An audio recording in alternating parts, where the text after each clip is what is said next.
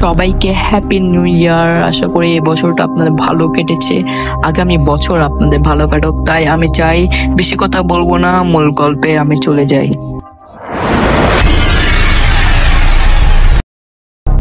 শুভরাত্রি প্রিয় শ্রোতারা, স্বাগতম ভয়েস অফ মেহরাজের আর একটি ভয়ঙ্কর পর্বে।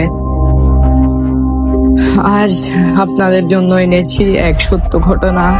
এই গল্পটি পাঠিয়েছেন ইরফান তার গ্রামের একটি পুরনো ডাকঘর নিয়ে।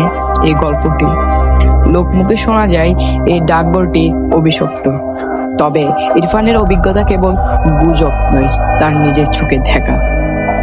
গল্পটি শোনার জন্য অন্ধকার ঘরে একা থাকুন, আলো নিভিয়ে দিন, মনোযোগ দিয়ে শুনুন, কারণ এই গল্পের শেষে আপনাকে ভাবতে হবে এটা সত্যি নাকি মিথ্যা। তো বেশি কথা না বাড়িয়ে মূল গল্পে চলে যাচ্ছি। ইরফানের গ্রামে একটি পুরনো ডাকঘর ছিল।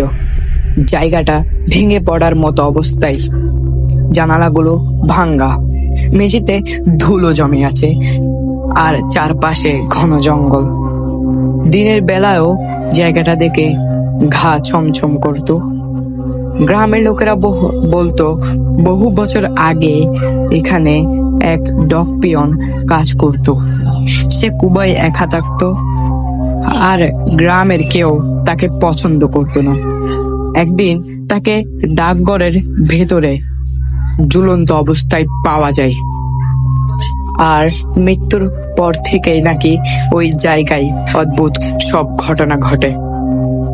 এসব শুনেও ইরফান ও তার বন্ধু শরীফ আর রিয়াজ এসব কথায় বিশ্বাস করতো না।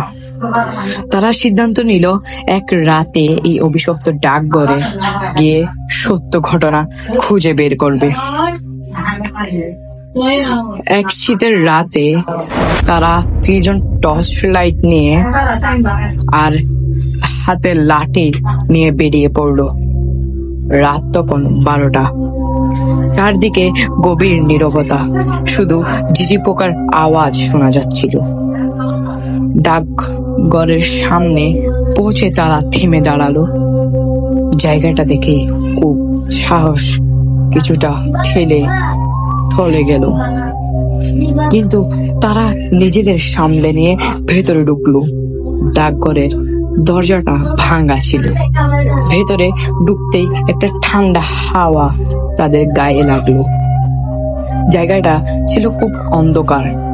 টর্চ লাইটের আলোতে তারা দেখতে পেল মেঝেতে ছড়িয়ে ছিটিয়ে থাকা একটি চিঠি। চিঠিগুলোতে কালো কালি দিয়ে কিছু লেখা ছিল।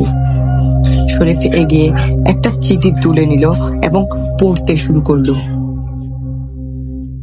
আমি ফিরে আসব, আমাকে কেউ থামাতে পারবে না।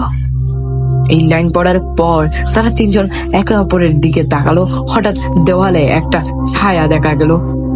সেটা মানুষের মতো, কিন্তু কিছুটা বিকৃত। ছায়াটি ধীরে ধীরে নড়তে শুরু করলো। তারা বুঝতে পারছিল কিছু একটা ঠিক নেই। শরীফ বলল, এটা আমাদের ছায়া নয়, তাই না? কিন্তু তখন কেউ উত্তর দিল না। ছায়াটি ধীরে ধীরে তাদের দিকে এগিয়ে আসছিল। তারা চিৎকার করে বাইরে দৌড়াতে চাইল, কিন্তু দরজার সামনে হঠাৎ তারা দেখতে পেল এক বৃদ্ধ দাঁড়িয়ে আছে। বৃদ্ধর চোখ ছিল পুরো সাদা, ঠোঁটের কোণে অদ্ভুত হাসি। তার গলা থেকে খসখসা আওয়াজ বের হয়ে বলল, তোমরা কি ভেবেছ এখানে এসে বেঁচে ফিরবে? বৃদ্ধের কথা শুনে শরীফ দৌড়ে তাকে সরানোর চেষ্টা করলো, কিন্তু হঠাৎ শরীফ মেঝেতে পড়ে গেল। তার শরীর কাঁপতে শুরু করলো, আর কয়েক সেকেন্ডের মধ্যেই সে নিথর হয়ে গেল। ইরফান ও সিরাজ হতবাগা হয়ে গেল। তারা দেখলো শরীফের দেহ মাটিতে পড়ে আছে, কিন্তু কয়েক মুহূর্ত পর শরীফ দেহ উঠে দাঁড়ালো। কিন্তু এটি আর শরীফ ছিল না, তার চোখ কালো, মুখ থেকে রক্ত বের হচ্ছিল। বৃদ্ধ তাদের দিকে এগিয়ে আসে বলল, এই ডাকঘরে যারা আসে তারা জীবনের এখানেই শেষ, তাদের জীবন। এবার তোদের পালা। ইরফান ও সিরাজ পালানোর চেষ্টা করলো, কিন্তু দরজা আর জানালাগুলো হঠাৎ বন্ধ হয়ে গেল। চারদিকে শোনা যাচ্ছিল কণ্ঠহীন মানুষের চাপা গর্জন। তারা বুঝতে পারছিল তারা এখানে আটকা পড়ে গেছে। এরপর কি ঘটেছিল ইরফানের মুখ থেকে কেউ আর শুনতে পারেনি, কারণ ইরফান আর সিরাজ কেউই সেই রাতের পর আর বাড়ি ফিরে যায়নি।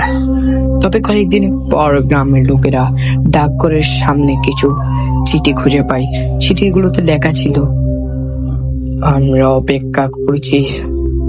গ্রামের মানুষ বিশ্বাস করে ডাকঘরে যারা যায় তারা আর বেঁচে ফিরে না। বন্ধুরা, কেমন লাগলো আজকের গল্প?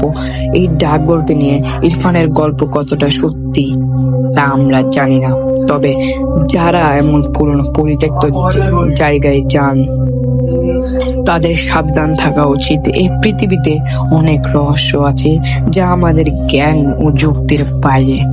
আরেকটি ভৌতিক অভিজ্ঞতা নিয়ে আবার ফিরে আসবো। ততক্ষণ পর্যন্ত অন্ধকার থেকে সাবধান থাকুন, ভালো থাকুন, ভয়কে উপভোগ করুন। আসসালামু আলাইকুম।